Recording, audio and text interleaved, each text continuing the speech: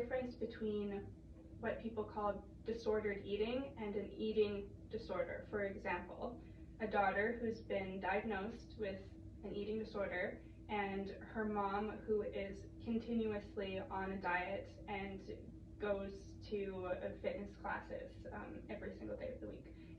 What's the difference? Where's the fine line between those two things?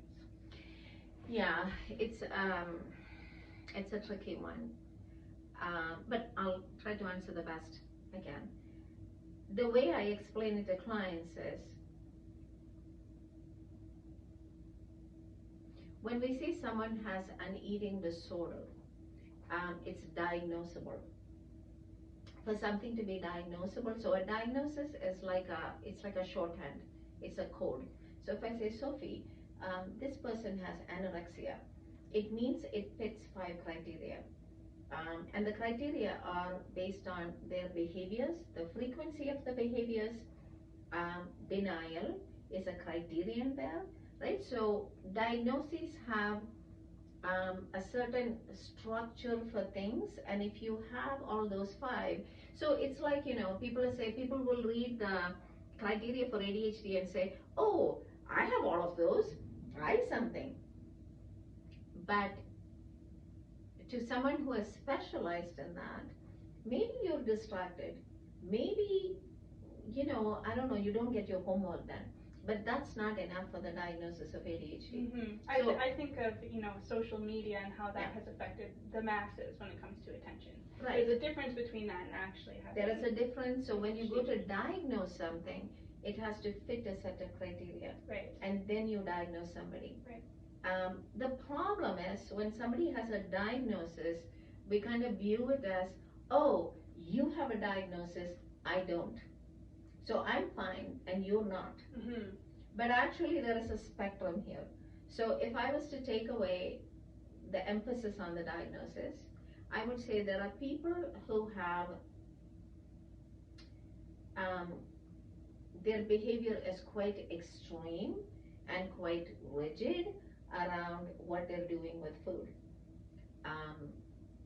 Perhaps same diet culture-y things, but there is a rigid anxiety around it, and enough that those behaviors have some predictability that we can actually diagnose. Right, okay, yeah. So the difference is that an eating disorder will be consistent enough and evident enough and prominent enough to fit into these boxes. Yeah. Right, okay. Well said.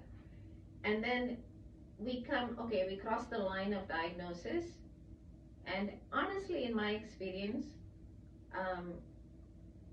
anecdotally, because I'm not going to go out and research the masses, but a huge swath of people, I'm going to say the middle section would be like at least 80% of the people that we see around us at this point are living in a world of normalized diet culture, which is some amount of vigilance about the body, some amount of mistrust of the body, and that's a spectrum, right? More and less. Mm-hmm.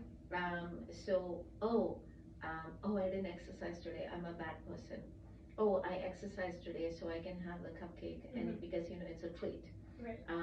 If you put me with the bowl of chips, I'm gonna eat the whole thing. Right. Or I'm vacationing in Italy and I'm walking everywhere, so I can eat whatever I want. Yes, so I can eat whatever I want. Or when I go on holiday, I'm just going to, I'm going to take a break and I'm going to cheat. Right. Or, I'm going to reward myself, mm-hmm. and I'm going to do this. And I reward myself and then I feel anxious about it, so then I go and exercise. Mm-hmm. It's not as extreme as someone with an eating disorder, a diagnosed eating disorder would do, but the blueprint is kind of the same.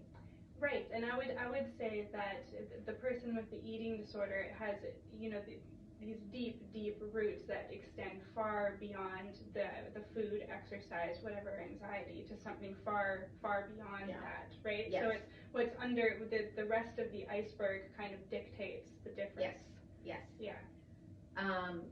And then, so diagnosable, the whole middle world of diet culture, which we're not calling diet culture anymore, it's normalized. Mm-hmm. So now it's under the title of healthy. All these folks are doing healthy things. Um, and then we have, I think, this tiny section of people who are there on the other end who are also eating according to a meal plan. This is what I tell my clients. You know what? Like the people who are in tune are actually eating to a meal plan. Same as my clients. Because they know that you eat something. I eat mindfully. It has a beginning and an end. I eat when I'm hungry. I taste what I'm eating. I enjoy what I'm eating. I eat what I like. I stop when I'm full. I know the cycle is going to repeat in about 4 hours. Right. If I feel hungry in between, I'm not going to have interrupting thoughts. I'm going to eat something that I like. Because I have cultivated somehow over my life an easy relationship with food and an easy relationship with my body, which we're calling trusting your body and trusting food. So if I walk into a friend's house and they happen to be having a pizza party, I know I can eat pizza. I'm going to pick the pieces I like. I know how to make my choices. I'm going to eat. I will stop when I'm full. Then I'll go home and sleep. I'll wake up the next morning. That would have been just the meal. It's not branded anything special. No. I'm not going to worry that I didn't have the salad. You know, Yeah. I just go about my way. It's not magical. It's only because this person has had an experience of or cultivated a way of being where they know that the body is a complex thing and it does a whole lot of balancing. Another way I want to explain this is when someone is severely anorexic. I'm not a medical doctor, but this is what I see. However extreme that person, is with their behaviors, how much ever they turn the screw, I'm upping my exercise. I'm going to not eat. I'm going to take caffeine pills. I'm going to do all kinds of things. And you see a body that adjusts. The body keeps adjusting. When you lose your period, the body is saying, it's making a decision. Yeah. It's saying, we're going in, like a government goes into austerity measures. The government is saying, we're in a recession. We can't afford to spend money on, I don't know, a new stadium. So we're going to take the funds and put it over here. Yeah, adapt. But the body is such a miraculous adapting machine. So over on this end, I know that my body, my body is complex enough that if I eat pizza when I didn't expect, it will adjust. And tomorrow I will be the same person I was today, and day after tomorrow I'll be the same person I am today.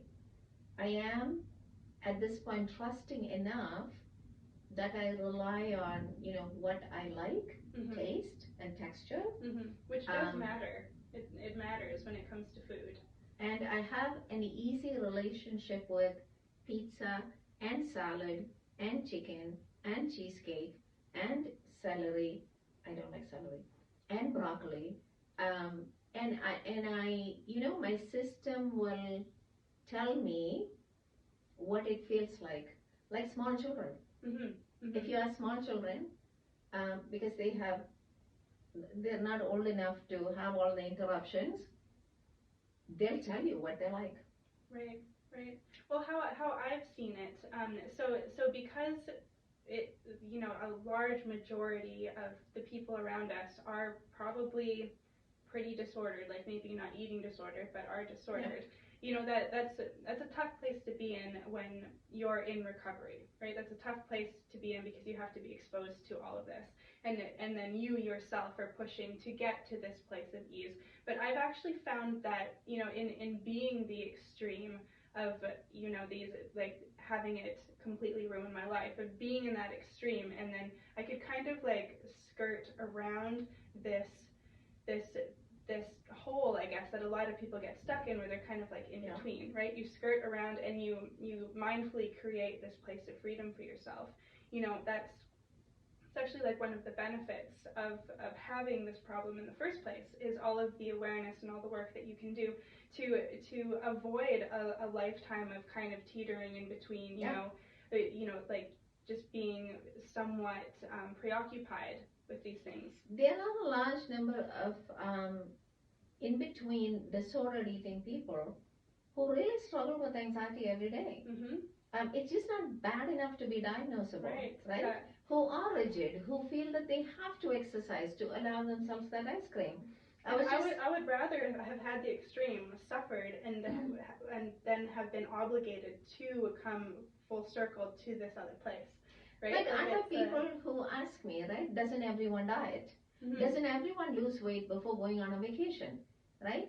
And the person who's asking that, it's a true question, because that's their reality. So earlier you mentioned, Sophie, the mother and daughter. Michael Pollan, who writes a lot about food, he says, we're like in maybe the third generation of not knowing how to cook from scratch.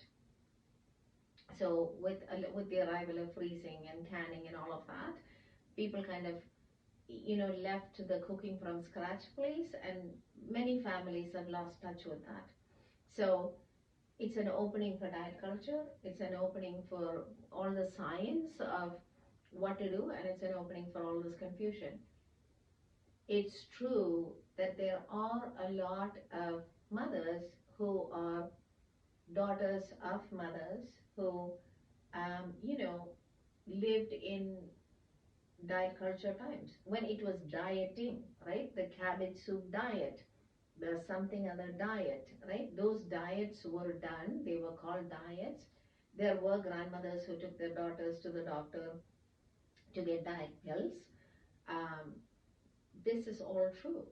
So when you have today, when sometimes I have a daughter who's trying to recover, and the daughter tells me, your idea, Lakshmi, of recovery is very different from what's going on at home.